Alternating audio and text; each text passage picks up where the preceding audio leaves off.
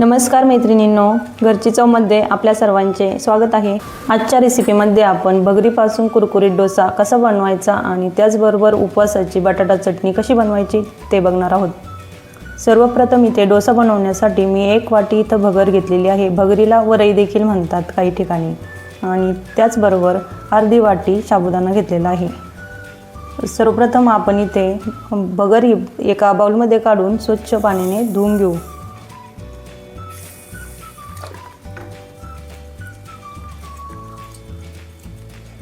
तुम्ही बघू शकता यात किती खराब पाणी निघालेले आहे। 2 ते 3 वेळा भगर स्वच्छ धुवून झालेली आहे। आता यामध्ये भगर भिजेल इतपत पाणी घालायचं आहे आपल्याला। साबुदाणा देखील आपल्याला स्वच्छ पाण्याने धुवून घ्यायचा आहे 2 ते 3 वेळा। साबुदाणा इथे धुवून झालेला आहे। आता साबुदाणा भिजेल इतपत आपल्याला यामध्ये पाणी टाकायचे आहे। धुवून घेतलेली भगर आणि साबुदाणा आपल्याला इथे 5 ते 6 तासांसाठी भिजत ठेवायचा आहे। किंवा डोसा तुम्हाला सकाळी बनवायचा असेल तर रात्रभर भिजत ठेवलं तरी चालेल। यावरती झाकण ठेवून आता आपण हे असेच ठेवून देऊ। जवळजवळ 6 तास झालेले आहेत। आता आपण बघूया आपली भगर आणि साबुदाणा भिजले आहे की नाही। तुम्ही बघू शकता आपली भगर चांगली फुगलेली आहे आणि त्याचबरोबर साबुदाणा देखील चांगला फुगलेला आहे। हे दोन्ही आता आपल्याला मिक्सरमध्ये चांगले बारीक करून घ्यायचे आहे। सर्वप्रथम आपण या भगरीमधले पाणी काढून टाकू आणि पुन्हा एका स्वच्छ पाण्याने एकदा धुवून घेऊ। धुवून घेतलेली भगर आता मी मिक्सरच्या भांड्यात काढून घेते आणि याच मिक्सरच्या भांड्यामध्ये लगेचच आपल्याला हा भिजून घेतलेला साबुदाणा देखील टाकायचा आहे। आता हे दोन्ही मिक्स करून आपल्याला मिक्सरमध्ये चांगले बारीक करून घ्यायचे आहे। मिक्सरमध्ये हे व्यवस्थित बारीक व्हावं यासाठी थोडंसं पाणी ॲड करते। नंतर आपण याची कन्सिस्टन्सी चेक करू।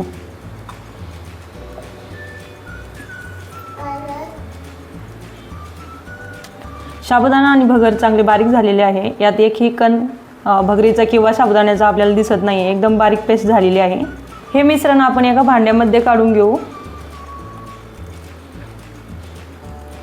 आता या स्टेजला मी यामध्ये चवीनुसार मीठ ॲड करते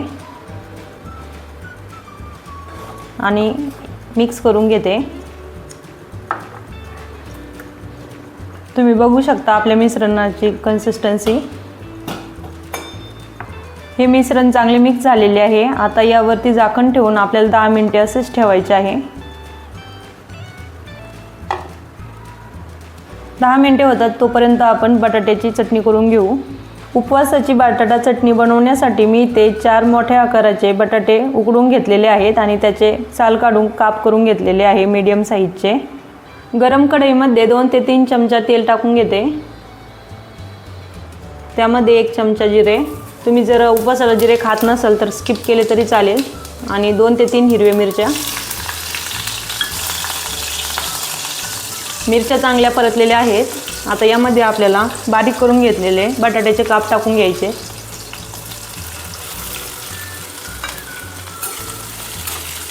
यामध्ये आता आपल्याला चवीनुसार मीठ टाकून घ्यायचे आहे आणि पुन्हा एकदा मिक्स करून घेऊ।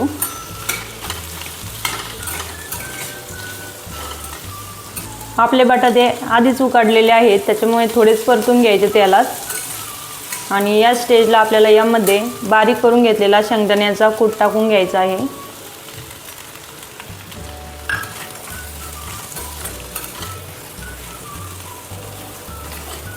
तुम्ही शेंगदाण्याचा कूट तुमच्या आवडीनुसार कमी जास्त देखील करू शकता।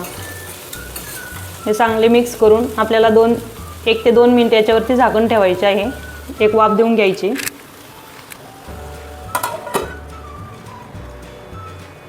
ऑलमोस्ट 2 ते 3 मिनिटे झालेले आहेत। आता आपण चेक करू आपले बटाटा झाला की नाही। अशी उपवासाला आपल्या तोंडाला चव देणारी भाजी तयार आहे। भाजी तयार झाली आहे। आता आपण लगेचच उपवासाचा डोसा तयार करून घेऊ। इकडे मी तवा गरम करून घेतलेला आहे। याचे टेम्परेचर मेंटेन करण्यासाठी थोडंसं पाण्याचं शिंपडं देऊन कापडाने पुसून घेते, यामुळे डोसा खाली चिपकत नाही। आणि लगेचच आपले बॅटर त्यामध्ये घालून घेऊ। तुम्ही बघू शकता आपल्या डोश्याला किती छान जाळी आलेली आहे आणि कलर देखील छान झालेला आहे। यामध्ये साईडने थोडंसं तूप टाकून घेऊ। तुम्ही तुपाऐवजी तेलाचा देखील वापर करू शकता। अशा साईडने त्याच्या कडा थोड्याशा काढून घ्यायच्या, मोकळ्या करायच्या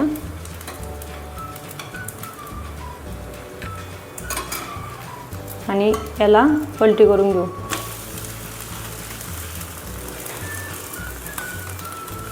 डोसा आपल्याला फुल गॅसवरतीच भाजायचा आहे। कमी गॅसवर भाजलं तर आपला डोसा कडक देखील होऊ शकतो। दुसरी साईड देखील ऑलमोस्ट भाजलेली आहे। आपला डोसा तयार आहे। आता तो आपण काढून घेऊ।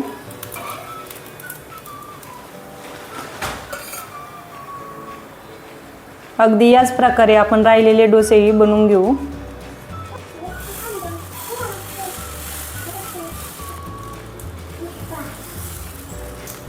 तुम्हाला हवे असेल तर याच्यापेक्षा पातळ देखील तुम्ही डोसा बनवू शकता। मी ते मीडियम केला आहे, जास्त पातळ पण नाही आणि जास्त जाड पण नाही ठेवत।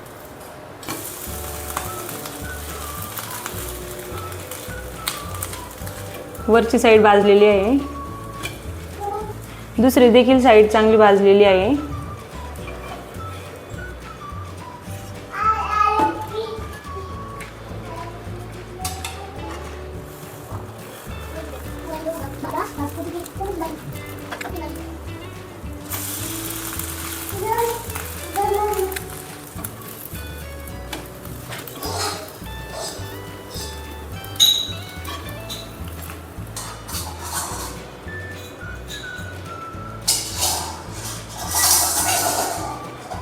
अशा प्रकारे आपले उपवासाचे डोसे तयार झालेले आहेत। तुम्ही बघू शकता हे अगदी दिसायला पण अतिशय सुंदर झालेले आहेत,